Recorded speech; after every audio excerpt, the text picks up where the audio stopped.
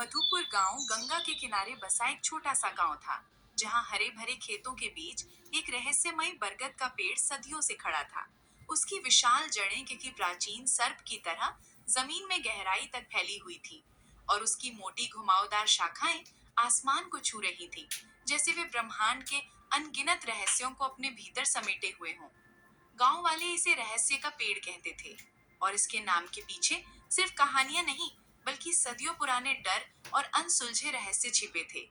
हर रात सूर्यास्त के बाद उस पेड़ के पास से अजीब और डरावनी आवाजें सुनाई देती थीं।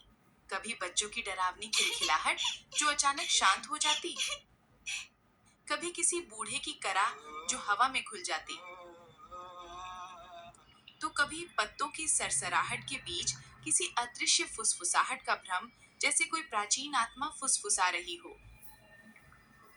कुछ का मानना था कि पेड़ के नीचे प्राचीन काल का एक अतुलनीय खजाना छिपा है, जिसे सिर्फ भाग्यशाली और पवित्र हृदय वाले ही पा सकते हैं। जबकि कुछ का मानना था कि वहां बुरी आत्माएं और भटकती प्रेतात्माएं वास करती हैं, जो किसी भी राहगीर को अपने मायावी जाल में फंसाकर हमेशा के लिए कैद कर सकती हैं। इसी गहरे डर के कारण सूर्यास्त के बाद कोई भी उस पेड़ के पास जाने की हिम्मत नहीं करता था, और दिन में भी लोग एक निश्चित दूरी बनाए रखते थे, जैसे पेड़ के चारों ओर एक अदृश्य अभेद्य घेरा हो। इसी गांव में रहता था रामू, एक गरीब किसान। उसकी छोटी सी झोपड़ी थी, जिसकी टूटी हुई छत बारिश में टपकती थी और जिसकी दीवारें मिट्टी और गोबर से बनी थी। वो अपने सूखे खेतों में दिन रात एक कर मेहनत करता था।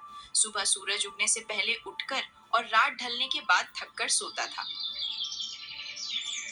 लेकिन प्रकृति की क्रूर मार और भाग्य की निरंतर परीक्षा ने उसे कभी चैन से नहीं जीने दिया। उसका एक दोस्त था, शेखर, जो हमेशा जल्दी अमीर बनने के सपने देखता था और अक्सर हवाई किले बनाता रहता था। उसकी बातों में अक्सर लालच की चमक और जल्दबाजी की धुन होती थी। वो हमेशा आसान रास्तों की तलाश में रहता था, भले ही उसके लिए दूसरों को नुकसान पहुंचाना पड़े। गांव में सूरज, एक लालची और क्रूर व्यापारी, जिसका सूदखोरी का धंधा पूरे गांव में फैला था, भी रहता था। सूरज किसी भी कीमत पर लोगों की जमीनें हथियाने और उन्हें अपने अधीन रखने को तैयार रहता था। और फिर थी कलावती, एक बुजुर्ग रहस्यमयी महिला, जो गांव के बाहर एक टूटे फूटे घर में रहती थी। उसके बारे में कहा जाता था कि उसे जड़ी बूटियों और प्राचीन विद्या का गहरा ज्ञान था, और कुछ लोग उसे डायन भी कहते थे, जबकि कुछ उसे गांव की पुरानी कहानियों का जीवित संग्रह मानते थे। कलावती का घर गांव के बाहरी छोर पर था, जहां जंगली झाड़ियां और सन्नाटा पसरा रहता था। लोग उससे डरते भी थे, उसकी रहस्यमय शक्तियों और उसकी अजीबोगरीब हरकतों के कारण, और जरूरत पड़ने पर उसके पास जाते भी थे, अपनी समस्याओं का हल ढूंढने या भविष्य जानने के लिए। रामू की जिंदगी मुश्किलों से भरी थी। लगातार 2 साल से सूखे की चपेट में उसके खेत बंजर हो रहे थे। जमीन सूखकर दरारें पड़ने लगी थीं, और वो सूरज का बड़ा कर्ज चुकाने में असमर्थ था। सूरज का कर्ज बढ़ता जा रहा था, और उसकी आंखों में रामू की जमीन हथियाने की चमक साफ दिख रही थी, जैसे वो एक भूखा भेड़िया हो जो अपने शिकार का इंतजार कर रहा हो। एक सुबह जब रामू अपने खेत में निराश बैठा था, सूरज अपने कुछ लठैतों के साथ वहां आया। उसकी चाल में घमंड और आंखों में क्रूरता थी, जैसे वो अपने शिकार पर टूट पड़ने को तैयार हो। रामू, कब तक इस बंजर जमीन को सींचेगा? देख रहा हूँ तेरी मेहनत भी अब पानी मांग रही है और तेरे हाथ की लकीरें भी सूख गई हैं। इसे मुझे बेच दे। मैं तुझे तेरी औकात से भी ज्यादा पैसे दूंगा, ताकि तू अपनी झोपड़ी तो बचा सके और अपने परिवार को 2 वक्त की रोटी खिला सके। वैसे भी तेरा खेत अब किसी काम का नहीं। सूरज, ये जमीन मेरे बाप दादा की निशानी है।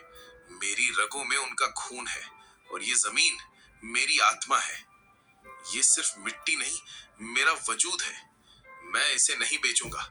चाहे कितनी भी मुसीबत आए, मैं अपनी आखिरी सांस तक इसके लिए लड़ूंगा। ठीक है, लेकिन याद रख, गरीबी और भूख तुझे झुकाएगी। जब भूख नाचती है तो जमीर भी बिक जाता है और इंसान अपने सिद्धांतों को भी भूल जाता है। वह अपने लठैतों के साथ चला गया, लेकिन उसकी आंखों में एक अजीब सी खतरनाक चमक थी। जैसे उसने कोई बहुत बड़ी गुप्त योजना बना ली हो। रामू जानता था कि सूरज सिर्फ धमकी नहीं दे रहा था, बल्कि वह अपनी बात पर अटल था और कुछ बड़ा करने की फिराक में था।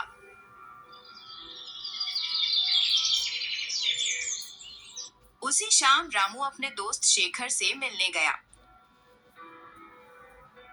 शेखर हमेशा जल्दी अमीर बनने की नई नई योजनाएं बनाता रहता था, चाहे वो गांव में चोरी छिपे जुए का अड्डा हो या जंगल से दुर्लभ जड़ी बूटियां निकालने की बात। उसकी हर बात में एक छिपी हुई स्वार्थ की गंध होती थी और वो हमेशा दूसरों का फायदा उठाने के मौके तलाशता रहता था। रामू, सुना है ना, रहस्य के पेड़ के नीचे एक पुराना खजाना छिपा है। गांव वाले सदियों से यही कहते आए हैं और मुझे लगता है कि इस बार ये सच है। मुझे एक पुराना नक्शा मिला है जिस पर कुछ अजीब प्रतीक बने हैं। अगर हम उसे ढूंढ लें तो सारी गरीबी खत्म। हम राजाओं की तरह रहेंगे। तू अपने खेत को सोने से पाट सकेगा और मैं एक बड़ा महल बनाऊंगा जिसे देखकर दुनिया हैरान रह जाएगी। शेखर, ये सब गांव वालों की बनाई कहानियां हैं, सिर्फ डरने के लिए। कौन सा खजाना? और उस पेड़ के पास तो भूत प्रेत का डर है। तूने खुद कितनी कहानियां सुनी है। उस पेड़ के बारे में हर कहानी खून और शाप की बात करती है। डरने की क्या बात? अंधविश्वास है सब। डरपोक लोग ही कहानियां गढ़ती हैं। हम दोनों मिलकर जांच करेंगे। पूरी रात वहीं रुकेंगे। अगर खजाना मिला तो आधा आधा बांट लेंगे। दोस्ती में कोई कमी नहीं। शेखर की बातों में रामू को हमेशा से थोड़ी चालाकी दिखती थी, लेकिन इस बार उसकी उत्सुकता कुछ ज्यादा ही थी। उसकी आवाज में एक अजीब सी जल्दबाजी थी, जैसे वो कोई मौका हाथ से जाने नहीं देना चाहता था। रामू ने शेखर की बात को मजाक में डाल दिया, लेकिन उसके मन में एक सवाल कौंध गया। क्या वाकई उस पेड़ में कोई रहस्य था और शेखर की इतनी उत्सुकता के पीछे सिर्फ दोस्ती थी या कुछ और? क्या उसने सूरज की योजना के बारे में कुछ सुन लिया था या उसके पास वाकई कोई नक्शा था? शेखर के पास कौन सा नक्शा था? क्या वो वाकई रामू का दोस्त था या उसकी अपनी कोई छिपी मंशा थी जिसे वो दोस्ती की आड़ में पूरा करना चाहता था? सूरज की चाल क्या थी? क्या वो सिर्फ जमीन चाहता था या खजाने के बारे में भी उसे कुछ पता था? क्या शेखर ने सूरज की बात सुन ली थी और वो पहले खजाना पाना चाहता था? अगले दिन गांव में एक अजीब सी अफवाह फैली। कहा गया कि कलावती, वो बुजुर्ग रहस्यमयी महिला जिसने कई दशकों से गांव से दूरी बना रखी थी, ने रहस्य के पेड़ के बारे में कुछ देखा था। एक सपना, एक दर्शन या शायद कोई प्राचीन भविष्यवाणी जो सदियों से छिपी थी। रामू और शेखर दोनों ही उत्सुकता से भरे उसके घर गए। कलावती का घर गांव के एक कोने में था, जहां सन्नाटा पसरा रहता था और चारों ओर सूखी जड़ी बूटियों की तेज अजीब सी गंध फैली हुई थी। उसके घर की दीवारों पर अजीबोगरीब नक्शे खुदे थे, जिनमें पुराने प्रतीकों और तारों की चाल का जिक्र था, और कोने में ताड़ के पत्ते पर लिखी जीर्ण शीर्ण पोथियां और प्राचीन किताबें बिखरी पड़ी थीं। हर चीज रहस्यमयी और पुरानी लग रही थी, जैसे वो किसी और समय से जुड़ी हो। रामू, शेखर, मैंने सपने में देखा है। उस बरगद के नीचे एक प्राचीन खजाना है जो केवल सच्चे दिल वाला पा सकता है। लेकिन सावधान, उस पेड़ की रक्षा एक बहुत पुरानी शक्तिशाली अदृश्य शक्ति करती है। वो शक्ति हर उस व्यक्ति पर कहर ढाती है जिसकी नीयत में खोट हो, जो लालच से भरा हो। उसके लिए पेड़ एक भयानक जाल बन जाता है जहां से कोई वापस नहीं लौटता। कलावती माँ, हमें वो खजाना चाहिए। बताओ क्या करना होगा। हम कुछ भी करेंगे। मैं अपनी जान भी दांव पर लगाने को तैयार हूँ। मुझे वो नक्शा मिला है, क्या वो सच है? कलावती ने एक पुरानी जीर्ण शीर्ण किताब निकाली, जिसके पन्ने पीले पड़ चुके थे और उन पर अजीब सी भाषा में कुछ लिखा था जिसे कोई नहीं पढ़ सकता था।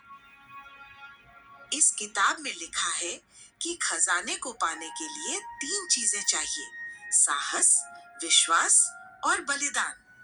लेकिन रास्ता धोखे और माया जाल से भरा है। हर कदम पर परीक्षा होगी, हर मोड़ पर जाल बिछे होंगे जो तुम्हारी आत्मा को परखेंगे।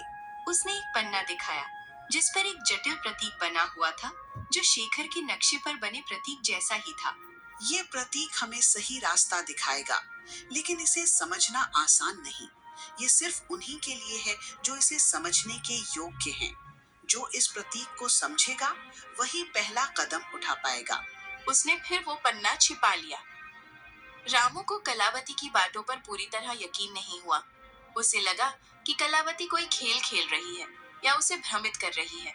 उसने पूछा, कलावती माँ, तुम्हें ये सब कैसे पता? क्या तुम हमें बेवकूफ बना रही हो या तुम हमें अपने किसी जाल में फंसाना चाहती हो? ये सिर्फ कहानियां हैं या कुछ और? रामू, सच्चाई को जानने के लिए साहस चाहिए और मुझ पर विश्वास करने के लिए भी। अगर तुम तैयार हो और तुम्हारी नीयत साफ है तो आज रात हम पेड़ के पास जाएंगे। वहां तुम्हें पहला संकेत मिलेगा, एक ऐसा संकेत जो तुम्हें बताएगा कि तुम सही रास्ते पर हो या नहीं। और तुम्हारे सामने पहली पहेली आएगी। कलावती ने फिर से उस पन्ने पर हाथ रखा जिस पर प्रतीक बना था, और एक पल के लिए उसकी आंखों में एक अजीब सी चमक आई, जैसे वो कोई गहरा रहस्य छिपा रही हो या वो खुद उस रहस्य का हिस्सा हो। रामू को लगा कि उसने कुछ और भी छिपाया है, कुछ ऐसा जो इस कहानी को पूरी तरह बदल सकता है। क्या कलावती शेखर के नक्शे के बारे में जानती थी? कलावती की बातों में कितनी सच्चाई थी? क्या वो वाकई खजाना ढूंढने में मदद करना चाहती थी या उसका कोई और मकसद था? क्या वो कोई रहस्य छिपा रही थी, और अगर हाँ तो क्यों? क्या वो इस खजाने के बारे में पहले से जानती थी या वो इस पेड़ से जुड़ी किसी प्राचीन परंपरा का हिस्सा थी? शेखर का नक्शा कितना सही था? रामू, शेखर और कलावती ने रात को पेड़ के पास जाने की योजना बनाई। सूरज को इसकी भनक लग गई, क्योंकि उसके जासूस पूरे गांव में फैले हुए थे जो उसे हर छोटी बड़ी खबर देते थे। वह चुपके से उनके पीछे चल दिया। उसकी नीयत खजाने पर थी और वह किसी भी कीमत पर उसे हासिल करना चाहता था, भले ही उसे किसी की जान लेनी पड़े। रात के अंधेरे में बरगद का पेड़ पहले से कहीं ज्यादा डरावना लग रहा था। उसकी विशाल जड़ें सांपों की तरह जमीन पर फैली हुई थीं, जो अंधेरे में और भी भयानक दिख रही थीं, और उसकी मोटी शाखाएं आसमान को छू रही थीं, जैसे वे डरावने हाथ हों जो उन्हें अपनी ओर खींच रहे हों या उन्हें फाड़ने को तैयार हों। हवा में साई साई की एक अजीब सी आवाज थी, जैसे पेड़ खुद कोई रहस्य फुसफुसा रहा हो या किसी अदृश्य आत्मा की कराह हो। और पेड़ की शाखाएं मानो जीवित होकर हिल रही थी, जैसे वे उन्हें अंदर आने से रोकना चाहती हो या उन्हें चेतावनी दे रही हो। रामू का दिल जोर जोर से धड़क रहा था। उसे अपनी माँ की सुनाई डरावनी कहानियां याद आ रही थी, जिनमें पेड़ आत्माओं का घर था और उसकी जड़ें नरक का रास्ता। शेखर, ये जगह ठीक नहीं लग रही। मुझे कुछ अजीब सा महसूस हो रहा है। हमें वापस चलना चाहिए। ये सब मजाक नहीं है। यहाँ कुछ अदृश्य शक्ति है जो हमें अंदर नहीं जाने देगी। अरे अब पीछे नहीं हटना, खजाना हमारे सामने है। सोचा था कि तू बहादुर है रामू, क्या तू इन कहानियों से डर गया?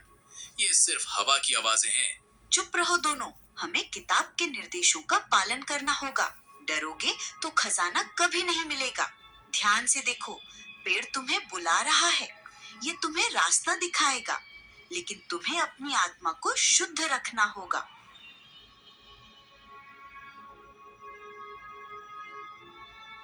कलावती ने अपनी जीर्ण शीर्ण किताब खोली और एक पुराना जटिल मंत्र पढ़ा, जिसकी भाषा किसी को समझ नहीं आ रही थी, लेकिन उसकी गूंज दिल को कंपा रही थी।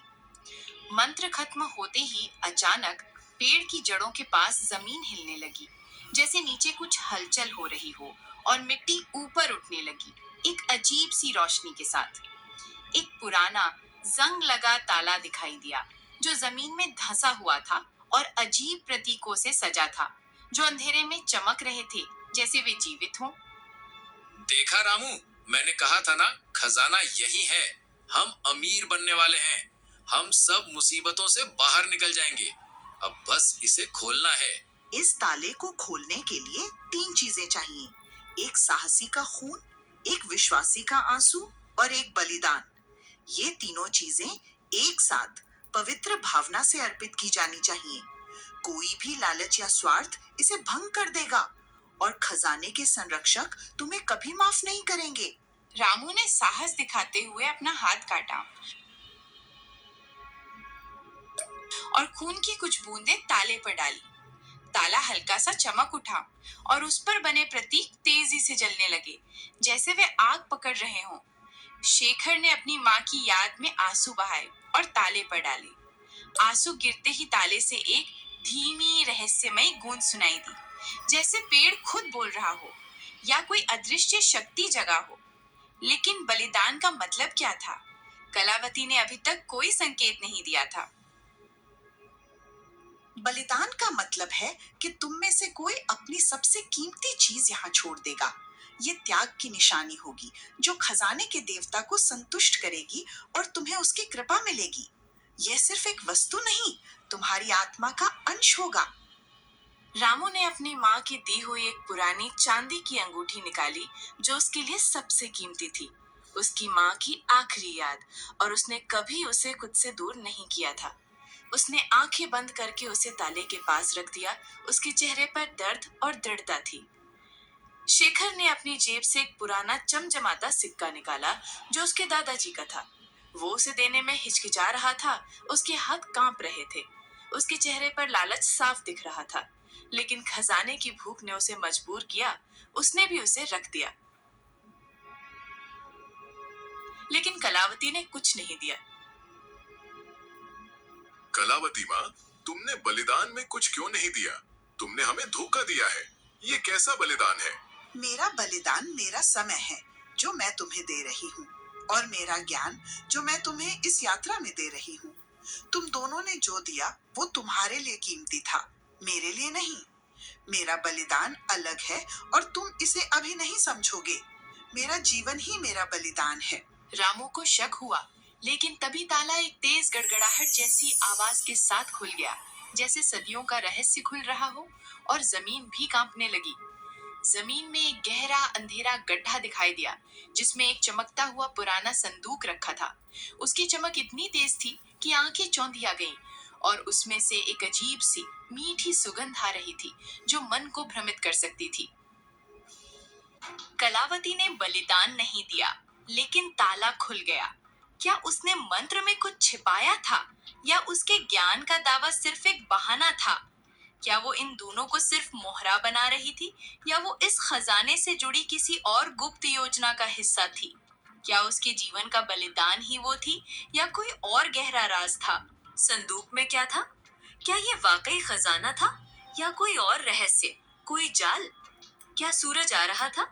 क्या पेड़ ने कलावती को ये शक्ति दी थी कि वो बलिदान के बिना भी ताला खोल सके? तभी सूरज अचानक झाड़ियों से निकला। उसकी आंखों में लालच और जीत की चमक थी, जैसे उसने अपनी चाल में जीत हासिल कर ली हो। उसके पीछे उसके लठैत भी थे, जो हथियारों से लैस थे। ये खजाना मेरा है। तुम सब बेवकूफ बन गए। मैंने तुम सब पर नजर रखी हुई थी।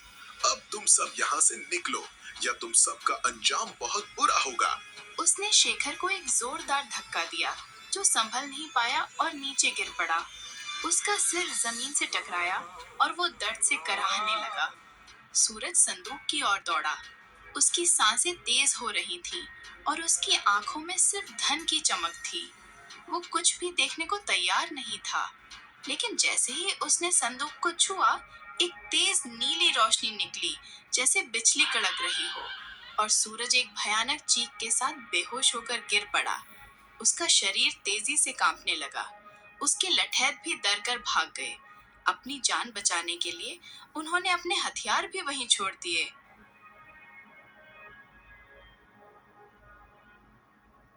ये क्या हुआ? ये संदूक तो शापित है। ये तो भूत प्रेतों का काम है। हमें यहाँ से भागना चाहिए, नहीं तो हम भी यहीं फंस जाएंगे। मैंने कहा था ना, खजाना केवल सच्चे दिल वाला पा सकता है। सूरज का लालच उसे ले डूबा। ये सिर्फ एक चेतावनी थी जो सच्चे खजाने की ओर इशारा कर रही थी। ये संदूक केवल अयोग्य लोगों को दूर रखता है और उन्हें सबक सिखाता है। रामू ने संदूक को छूने की कोशिश की, लेकिन कलावती ने उसे रोका। रुको रामू, ये संदूक असली खजाना नहीं है। ये सिर्फ एक रक्षक है जो अयोग्य लोगों को दूर रखता है। असली खजाना पेड़ की जड़ों में और भी गहराई में छिपा है। हमें एक और परीक्षा देनी होगी, एक ऐसी परीक्षा जो तुम्हारी आत्मा की गहराई को परख लेगी, और तुम्हें अपने सबसे गहरे डर का सामना करना होगा। सूरज ने चुपके से पीछा किया और खजाने पर कब्जा करने की कोशिश की, लेकिन वह खुद धोखे का शिकार हो गया। यह संदूक सिर्फ एक जाल था, एक परीक्षण जो लालचियों को दूर रखता था और उन्हें एक गहरा सबक सिखाता था। असली खजाना क्या था? कलावती को ये सब कैसे पता था? क्या वो पेड़ की रक्षा करने वाली शक्ति का हिस्सा थी या वो खुद को एक गुप्त ज्ञान रखती थी? अगला परीक्षण क्या था? और क्या रामू उसे पास कर पाएगा? क्या उस संदूक में कोई और रहस्य छिपा था? कलावती ने अपनी जीर्ण शीर्ण किताब से एक और मंत्र पढ़ा जो पहले वाले से भी ज्यादा जटिल और पुराना था, और उसकी आवाज में एक अजीब सी गूंज थी। मंत्र खत्म होते ही पेड़ की जड़ों से एक छोटा सा चमकीला पौधा निकला जिसके फूल सुनहरे थे और उनसे एक दिव्य मनमोहक सुगंध आ रही थी जो मन को शांत कर रही थी। ये फूल सामान्य फूलों से बिल्कुल अलग थे। वे हवा में तैर रहे थे जैसे वे इस दुनिया की न हों, और उनकी चमक अंधेरे में रास्ता दिखा रही थी जैसे वे स्वयं प्रकाश हों। ये फूल अमर हैं। इन्हें बेचकर तुम अपनी गरीबी खत्म कर सकते हो, लेकिन केवल वही इन्हें ले सकता है जिसका दिल साफ हो और जिसमें कोई लालच ना हो। जो इन्हें लालच से छुएगा वो इन्हें खो देगा और उसे कभी सुख नहीं मिलेगा, बल्कि उसे भयानक परिणाम भुगतने पड़ेंगे। रामू ने एक फूल उठाया और उसे शांति और खुशी महसूस हुई। फूल उसके हाथ में चमकने लगा और उसकी चमक रामू के चेहरे पर एक अजीब सी रोशनी ला रही थी, जैसे वह स्वयं प्रकाशित हो गया हो।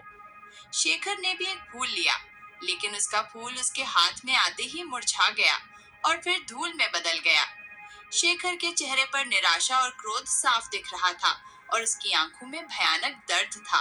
ये क्या हुआ? मेरा फूल क्यों मुरझा गया? कलावती माँ, तूने मुझसे झूठ कहा है। तू हमें बेवकूफ बना रही है। लालच और धोखा तुम्हें कभी सुख नहीं देगा शेखर। ये फूल केवल उन्हीं के लिए है जो निस्वार्थ हैं और जिनकी आत्मा शुद्ध है। तुम्हारी आत्मा में लालच भरा है, इसलिए ये फूल तुम्हें स्वीकार नहीं करते, बल्कि तुम्हें अस्वीकार करते हैं। कलावती माँ, तुम्हें ये सब कैसे पता? और तुमने बलिदान क्यों नहीं दिया? तुम कौन हो? क्या तुम इस पेड़ की रखवाली करती हो? रामू, मैंने तुम्हें रास्ता दिखाया। मेरा बलिदान मेरी सच्चाई थी। मेरा विश्वास था कि तुम इसे ढूंढ सकते हो, और तुम में वो सच्चाई थी। मैं इस पेड़ की संरक्षक नहीं हूँ, लेकिन मैं उन प्राचीन ज्ञान की रखवाली करती हूँ जो इस खजाने तक पहुँचाते हैं। मेरे पूर्वज इस पेड़ और इसके रहस्य के बारे में जानते थे, और उन्होंने ये ज्ञान पीढ़ी दर पीढ़ी सौंपा है। मैं इस ज्ञान की अंतिम कड़ी हूँ। उसकी आंखों में एक चमक थी, जैसे वो कुछ और भी छिपा रही हो, कोई गहरा रहस्य जो रामू अभी नहीं समझ सकता था, लेकिन जिसे जानने का समय आ गया था। कलावती ने असली खजाने का रहस्य पहले ही जान लिया था, लेकिन उसने रामू और शेखर को सिर्फ आधा सच बताया। क्या वो अपनी पहचान छिपा रही थी? क्या वो इस ज्ञान का उपयोग किसी और उद्देश्य के लिए कर रही थी? या वो इस खजाने से जुड़ी किसी और बड़ी शक्ति का हिस्सा थी? क्या वो कोई प्राचीन रहस्यमयी समाज से संबंध रखती थी जिसकी जिम्मेदारी इस खजाने की रक्षा करना थी? शेखर को गुस्सा आ गया। उसने सोचा कि कलावती उसे बेवकूफ बना रही है और वह अकेला ही सारे फूल हड़पना चाहती है। उसने रामू से कहा, रामू, ये कलावती माँ हमें बेवकूफ बना रही है। सारा खजाना वो खुद लेना चाहती है। ये सब उसका नाटक है। हमें यहाँ से भागना चाहिए। शेखर ने कलावती पर हमला करने की कोशिश की। उसकी आंखों में गुस्सा और लालच साफ दिख रहा था। वो तलवार की तरह कलावती की ओर लपका, लेकिन तभी पेड़ की शाखाएं तेजी से हिलने लगी और एक अजीब सी डरावनी आवाज गूंजी, जैसे पेड़ खुद बोल रहा हो या किसी अदृश्य शक्ति ने आवाज दी हो जो शेखर को चेतावनी दे रही थी। शेखर डर के मारे पीछे हट गया। उसका शरीर कांप रहा था और उसके हाथों से तलवार छूट गई, जैसे वो जल रही हो। शेखर, तू मेरा दोस्त है, फिर भी तुझ में इतना लालच है। कलावती माँ सही कह रही है। खजाना सच्चाई का है, लालच का नहीं। तूने मेरी दोस्ती का भी अपमान किया है और अब इस पवित्र स्थान को भी अपवित्र कर रहा है। शेखर ने अपनी गलती मानी, लेकिन उसकी आंखों में लालच अभी भी था। एक ऐसी भूख जो मिटने का नाम नहीं ले रही थी, जैसे वो उसके खून में समा गई हो। उसने चुपके से एक और सुनहरा फूल तोड़ने की कोशिश की, इस बार और तेजी से। उसने सोचा कि कोई उसे देख नहीं रहा। उसने फूल तोड़ लिया और भागने की कोशिश की, लेकिन जैसे ही वो गांव की ओर भागा, फूल उसके हाथ में जलने लगा और फिर राख में बदल गया। एक अजीब सी ऊर्जा ने उसे पीछे धकेला और वो जमीन पर गिर पड़ा। उसके शरीर में भयानक दर्द होने लगा और उसे लगा कि उसकी आत्मा जल रही है। शेखर ने रामू और कलावती को धोखा देने की कोशिश की, लेकिन उसका लालच उसे ले डूबा। पेड़ ने खुद उसे सजा दी, ये दिखाते हुए कि प्रकृति कभी लालच का साथ नहीं देती और उसके नियम बहुत कठोर होते हैं। क्या शेखर फिर से कोई साजिश रचेगा? क्या पेड़ की शक्ति उसे सबक सिखाएगी या उसे हमेशा के लिए बांध लेगी? क्या सूरज के लठैट वापस आएंगे और इस बार उनका क्या इरादा होगा? पेड़ का क्रोध कितना भयानक हो सकता है? जैसे ही शेखर जमीन पर पड़ा था, दर्द से कराह रहा था। सूरज, जो अभी भी बेहोश पड़ा था, धीरे धीरे उठने लगा। उसकी आंखों में बदला लेने की आग थी, जो पहले से कहीं ज्यादा भयंकर थी, और उसके चेहरे पर एक भयानक मुस्कान थी। उसने रामू को देखा, जिसके पास अभी भी चमकीला सुनहरा फूल था, और उसकी आंखों में ईर्ष्या साफ झलक रही थी। तो ये है असली खजाना, मैं इसे नहीं छोड़ूंगा, ये मेरा है, अब कोई मुझे रोक नहीं पाएगा। उसने रामू पर हमला किया। उसके हाथों में पत्थर था। वह रामू को मारना चाहता था, लेकिन इस बार कलावती तेजी से आगे आई। उसकी चाल में एक अजीब सी फुर्ती थी, जैसे वो हवा में तैर रही हो। उसने एक और मंत्र पढ़ा और पेड़ से कुछ विशाल जड़ें निकली, जिन्होंने सूरज को जकड़ लिया, जैसे वे उसे निगलने को तैयार हों, और उसकी चीखें हवा में गूंजने लगी। सूरज चीखने लगा।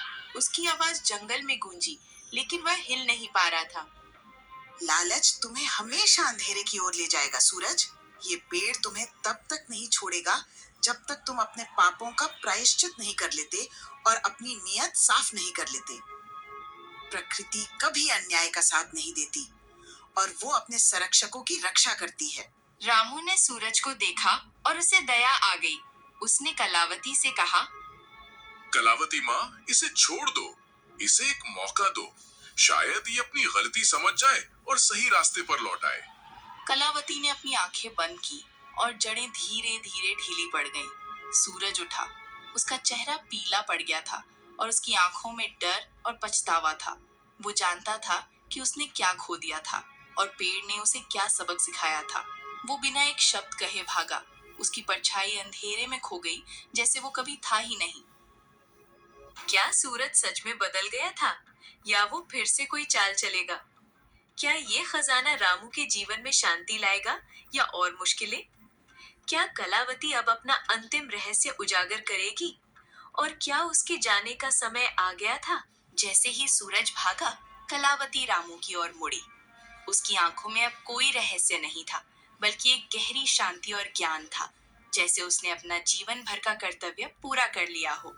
उसके चेहरे पर एक अजीब सी चमक थी, जो पहले कभी नहीं दिखी थी। रामू, अब समय आ गया है कि मैं तुम्हें अपना अंतिम रहस्य बताऊं। मैं सिर्फ एक जड़ी बूटी बेचने वाली रहस्यमयी बुजुर्ग महिला नहीं हूँ।